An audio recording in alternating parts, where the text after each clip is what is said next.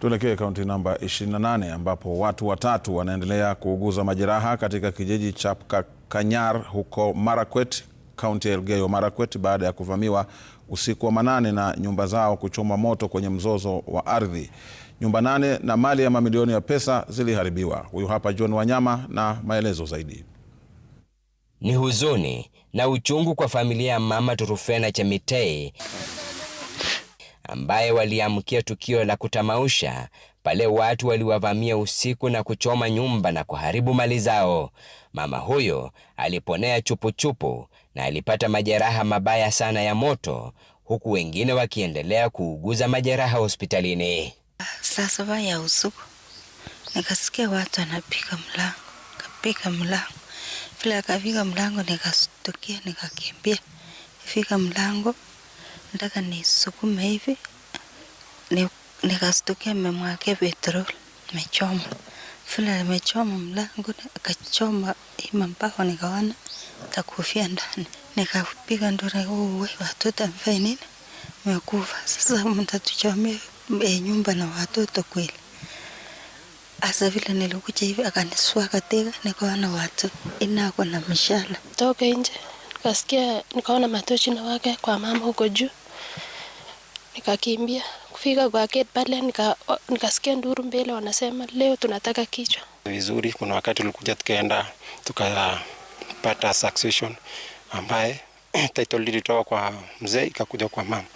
So wakati hapo hivyo ndio we have this land grabber, huyu anaitwa Pius, ametusumbua kwa muda mrefu. Huyu anatumia, tuko na mshana yake ambaye ni lawyer, yeye ndiye anakoroga pale Eldoret, anakoroga kila mahali.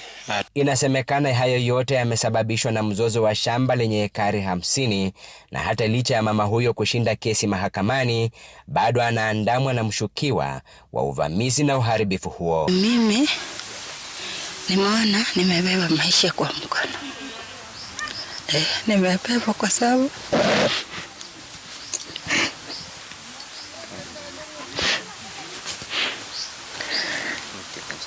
nimebeba kweli, kwa sababu siku hiyo ningekuwa nimekufa kweli, hakuna mwenye ananisaidia.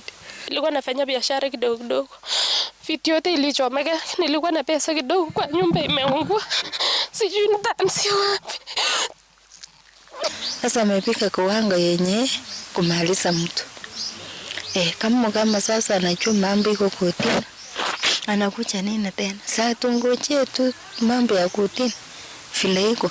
Wito wa Turufena Chemitei sasa ni kwa serikali kuwa asasi za usalama kuingilia kati ili wasipoteze maisha, ili hali shamba ni lake kihalali. William Ruto, kweli tumehangaika na yeye ni baba yetu. Atuone kama sisi wa mchana atuwezi chochote, atusaidie.